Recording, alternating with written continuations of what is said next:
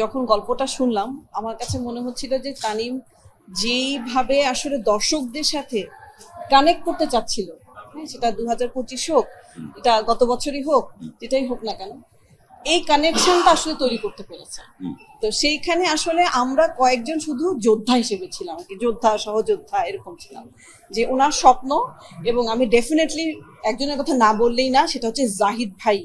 Jamuna electronics ঈদে double খুশি offer season 3, যে কোনো পণ্য কিনলেই পাচ্ছেন নিশ্চিত ঈদ উপহার। মানে উনি আসলে এত বেশি পুরা জায়গাটাকে, ওই আমার তো মনে হয় উনি আসলে 90 থেকে 25 পর্যন্ত আমাদের সবাইকে সবাইকে টেনে টেনে টেনে টেনে, মানে হি ওয়াজ দ্য, কি বলবো, হাব, দ্য কানেকশন হাব।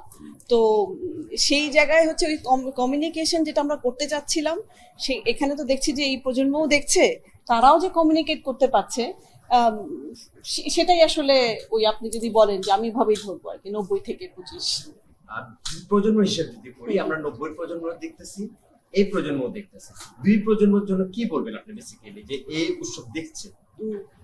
আসলে আমি তো মানে অবশ্যই আমাদের ছবি আমরা দেখতে বলবো, এবং প্রত্যেকটা ছবির এক একটা, বিভিন্ন ছবির বিভিন্ন জনরা আছে, বিভিন্ন ছবির বিভিন্ন দর্শক আছে, কিন্তু সামহাও আমার খুব ভালো লাগছে এটা ভেবে যে অনেক জেনারেশনের যারা আছে তারা আমাদের ছবিটা পছন্দ করছে।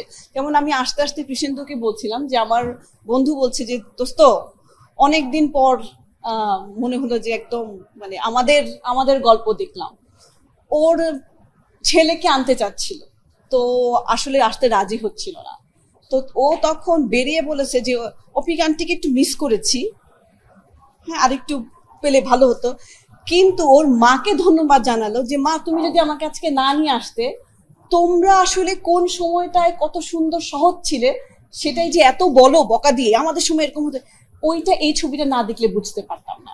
তো আমার মনে হয় এটাই আমার আপনার প্রশ্নের উত্তর হবে।